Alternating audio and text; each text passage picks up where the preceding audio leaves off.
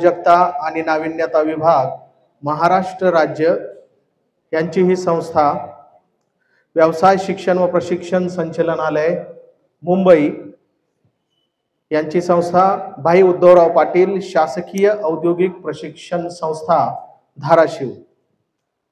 आपल्या संस्थेमध्ये आपण आज राष्ट्रीय एकता दिन साजरा करत आहोत। आज सरदार वल्लभभाई पटेल यांची 150वी जयंती आहे।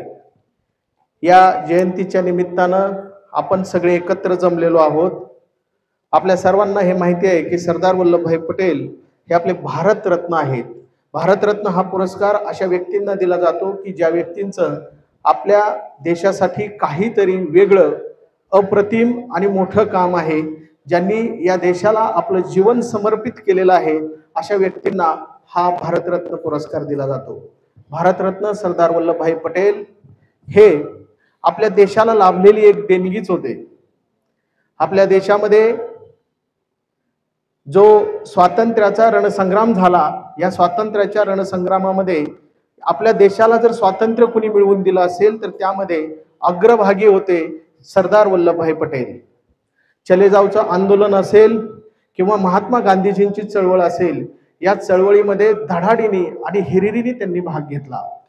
सरदार वल्लभभाई पटेल यांच्यामुळे आपल्या देशाला नुसतं स्वातंत्र्यच मिळालं नाही, तर आपल्या देशामध्ये 500 पेक्षा जास्त छोटी छोटी राज्य होती, ती राज्य सुद्धा विलीन करून घेण्याचं काम सरदार वल्लभभाई पटेलांनी केलेलं आहे। म्हणूनच आपण त्यांना सरदार ही उपाधी दिली। आणि विशेष करून सरदार ही उपाधी त्यांना आपल्या देशातल्या महिलांनी दिलेली आहे।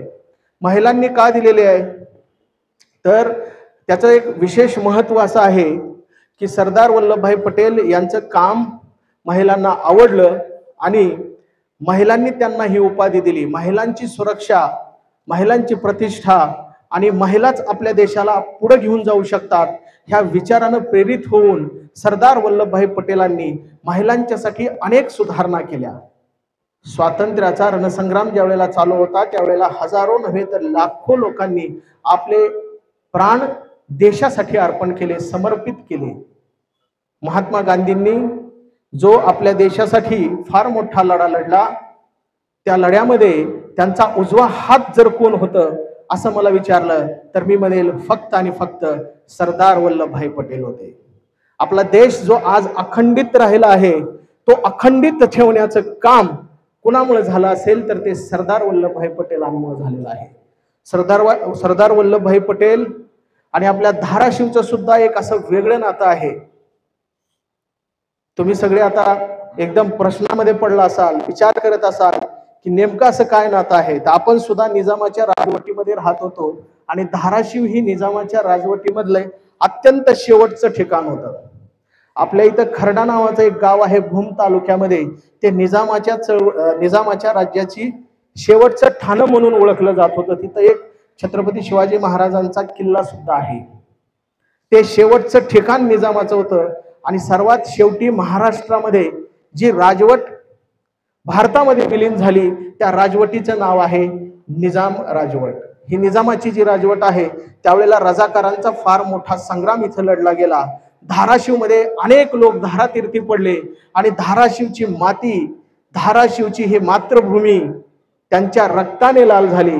इतिहासामध्ये हे धाराशिव नाव अजरामर झालं, कारण निजामाची राजवट उलथून लावण्यासाठी या धाराशिवच्या लोकांनी खूप मोठे प्रयत्न केले। आणि 1947ला जरी भारत स्वतंत्र झाला तरी त्यानंतर 17 सप्टेंबरला आपला धाराशिव जिल्हा महाराष्ट्रामध्ये आणि भारतामध्ये खऱ्या अर्थानं स्वतंत्र झाला। म्हणून आपण मराठवाडा मुक्ती संग्राम दिन 17 सप्टेंबरला साजरा करतो। तो 17 सप्टेंबरला साजरा करतो, नव्यानं आपण त्या दिवशी झेंडावंदन करण्याची पद्धत आहे। कारण आपलं खरं स्वातंत्र्य आपल्याला जर ते कोणामुळे मिळालं असेल तर ते फक्त आणि फक्त सरदार वल्लभभाई पटेलांमुळे मिळालेलं आहे।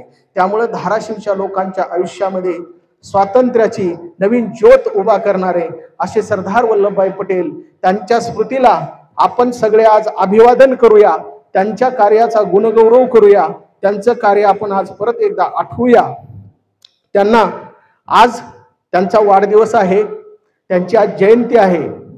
आपण त्यांच्या कार्याचा गुणगौरव करत असताना आपल्या देशाचे लाडके पंतप्रधान माननीय श्री नरेंद्र मोदीजींनी समुद्रामध्ये त्यांचा फार मोठा पुतळा बांधला आहे बघा. त्या पुतळ्याच्या आतमधून आपल्याला वरती जाता येतं. साधारणपणे 500 मीटर उंचीचा हा पुतळा आहे काय, आणि त्याला टॉवर ऑफ युनिटी असं सुद्धा म्हटलं जातं. एकतेचं प्रतीक हा पुतळा आहे. जगातला सर्वात उंच असा भारतात उभारला गेलेला पुतळा. गुजरात राज्य सरकारनं हा पुतळा उभारून एकतेचा जो संदेश दिलेला आहे.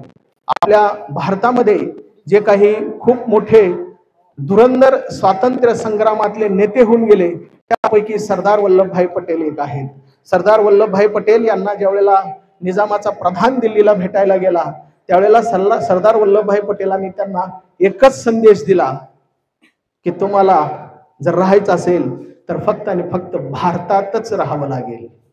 हिंदुस्थान हाच तुमचं राहण्याचं ठिकाण असेल. तुम्ही तुमची राजवट जी आहे ती आमच्या इथं काय करा तर समर्पित करा. मात्र ही राजवट त्यांनी समर्पित केली नाही आणि युद्धाचा मार्ग अवलंबला. त्यावेळेला अहमदनगरवरून की जे आत्ताचं अहिल्यानगर आहे तिथून सुद्धा रणगाडे आले. भारताची सेना आली आणि निजामाची राजवट रजाकार आणि भारतीय सेना यांच्यामध्ये मोठा रणसंग्राम झाला आणि धाराशिवच्या याच मातीमध्ये 17 सप्टेंबरला निजामाची राजवट ही भारतामध्ये विलीन झाली. म्हणून आपल्या जीवनामध्ये सरदार वल्लभभाई पटेल यांचं खूप मोठं महत्व आहे. त्यांना आपण आपल्या या जिल्ह्याच्या वतीनं सुद्धा एक आदरांजली आजच्या दिवशी वाहूया. त्यांच्या कार्याचा गौरव करूया आणि त्यांच्या एकतेचा जो त्यांनी आपल्याला संदेश दिलेला आहे हा संदेश आपण प्रत्येक घरापर्यंत घरातल्या प्रत्येक सदस्यापर्यंत पोहोचूया.